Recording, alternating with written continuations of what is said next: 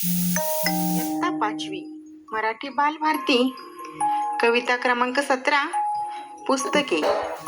कवितेचे कवी आहेत सफदर हाशमी. मुलांनो, ही कविता अनुवादित आहे. कवितेचा आशय थोडक्यात समजून घेऊया. पुस्तकांचे विश्व खूप अजब व मजेशीर असते. पुस्तकांच्या दुनियेत ज्ञान मिळते. पुस्तके आपल्याशी बोलतात. अशा प्रकारचा आशय या कवितेतून व्यक्त होतो. मुलांनो, प्रथम आपण ही कविता ऐकूयात.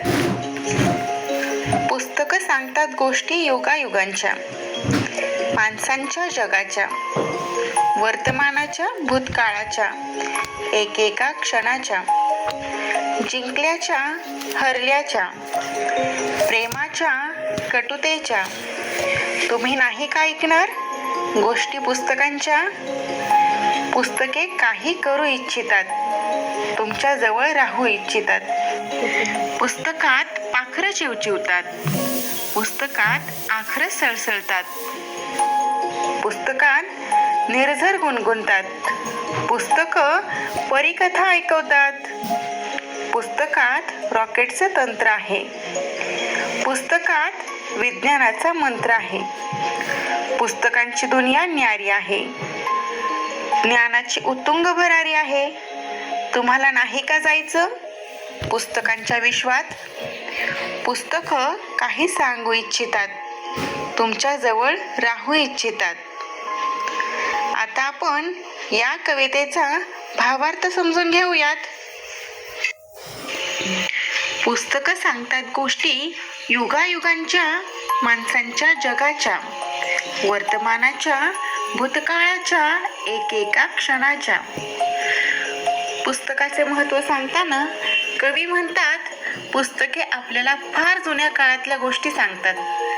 पुस्तके आपल्याला माणसाच्या साऱ्या जगाच्या वर्तमान काळातल्या, म्हणजे जे सध्या सुरू आहे त्याबद्दल, भूतकाळातल्या म्हणजे ज्या घटना घडून गेल्या त्या सुद्धा पुस्तकांमध्ये लिहिलेल्या असतात.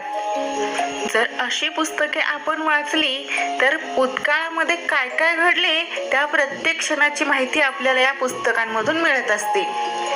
जिंकल्याच्या हरल्याच्या, प्रेमाच्या कटुतेच्या.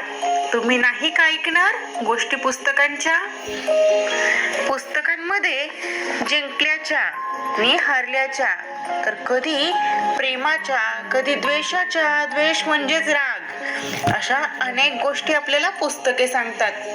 मुलांनो, पुस्तके आपल्याला म्हणतात, तुम्ही या गोष्टी ऐकणार नाहीत का? पुस्तकांमधल्या गोष्टी तुम्ही ऐकायलाच हव्या, असे पुस्तकं आपल्याला सांगत आहेत. पुस्तके काही करू इच्छितात, तुमच्या जवळ राहू इच्छितात. पुस्तकांना सुद्धा तुमच्यासाठी काहीतरी करण्याची इच्छा आहे. त्यांना तुमच्या जवळ राहण्याची इच्छा आहे. मुलांनो, तुमच्या जवळ राहण्याची इच्छा म्हणजे काय? तर पुस्तकांना असं वाटतं की त्यामधील मजकूर मुलांनी वाचावा, भरपूर अभ्यास करावा.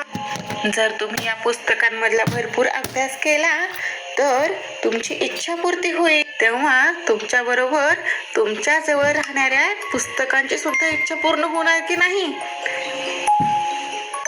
पुस्तकात आखरं सळसळतात. आखरं म्हणजेच अक्षर. पुस्तकात निर्झर गुणगुणतात. मुलांनो, निर्झर म्हणजे जरा. पुस्तकात अक्षरे सळसळतात. पुस्तकांमध्ये झरे गाणी म्हणतात. पुस्तकांमध्ये आपल्याला अक्षरांपासून शब्द तयार झालेले दिसतात, शब्दांपासून वाक्य तयार झालेले दिसतात, अनेक सुवचने असतात, सुविचार असतात, खूपशी माहिती असते. यांनाच पुस्तकामध्ये अक्षरे सळसळतात असे म्हटले आहे. आणि पुस्तकात झरे गाणी म्हणतात म्हणजे पुस्तकांमधील कविता, गाणी आपण त्यांना सूर ताल देऊन छानसे त्याचे कवन करतो. कवन करतो म्हणजेच छानसे गायन करतो.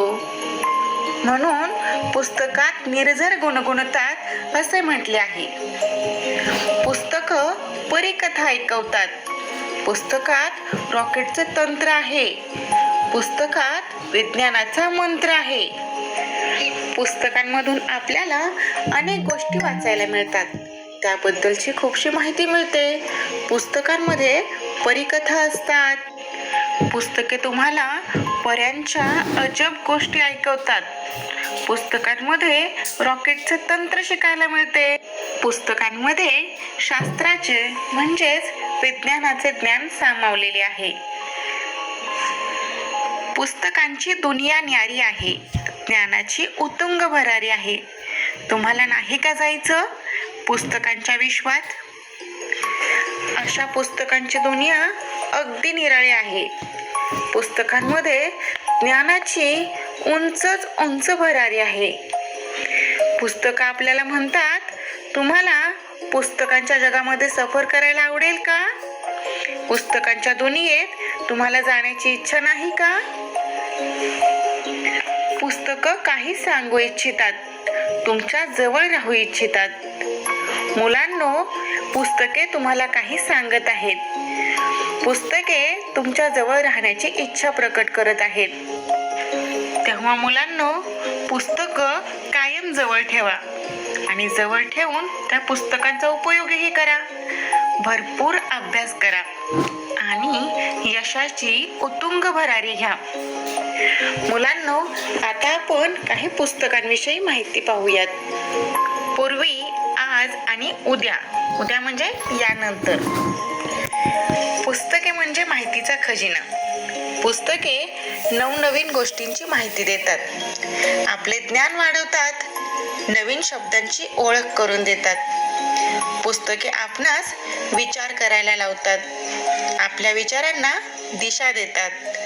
ज्ञानाबरोबरच आपले मनोरंजनही करतात. पुस्तके आपल्याला सोबत करतात. घरात एकटे आहात, वेळ जात नाही, कंटाळा आलाय, आपल्यासोबत बोलायला कोणी नाही, तर काढा पुस्तके आणि करा सुरुवात वाचायला. बघा, वेळ कसा मजेत जाईल. केवळ गोष्टींचीच पुस्तके असतात असे नाही.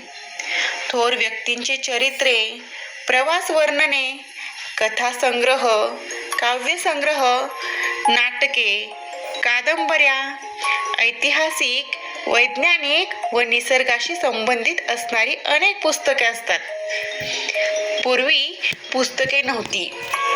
छपाई यंत्राचा शोध लागलेला नव्हता. तेव्हाही माणसे एकमेकांना संदेश, निरोप पाठवतच असत. आपले विचार, आठवणी लिहून ठेवत असत. ते निरोप, संदेश, विचार, आठवणी भूर्जपत्रांवर, झाडाच्या सालींवर लिहित असत. कापडाचा, धातूचा देखील लिहिण्यासाठी उपयोग करत असत. काही ठिकाणी दगडावरही कोरून लिहिलेले आहे.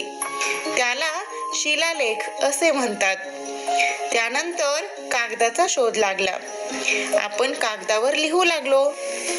छपाई यंत्रांच्या मदतीने लिहिलेले छापू लागलो. त्यांना पुस्तके म्हणू लागलो.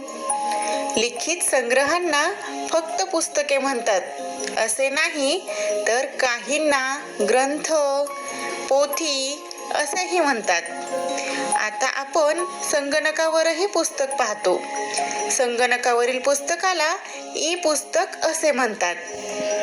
पूर्वीची छापील पुस्तके व आजची ई पुस्तके हा पुस्तकांच्या स्वरूपात होत चाललेला बदल आहे. मुलांनो, आवडली की नाही पुस्तकांविषयीची माहिती? तेव्हा तुम्हीही आजपासूनच पुस्तके वाचायला शिका. वेगवेगळ्या विषयांच्या पुस्तकांचा संग्रह करा आणि भरपूर माहिती मिळवा. मुलांनो, व्हिडिओ आवडल्यास लाईक, शेअर आणि सबस्क्राईब करा. त्याबरोबरच माझ्या येणाऱ्या नवीन व्हिडिओची नोटिफिकेशन मिळवण्यासाठी बेल आयकॉन क्लिक करा. स्क्रीनवर दिसत असलेल्या डिस्क्रिप्शनमध्ये तुमच्या इयत्तेतील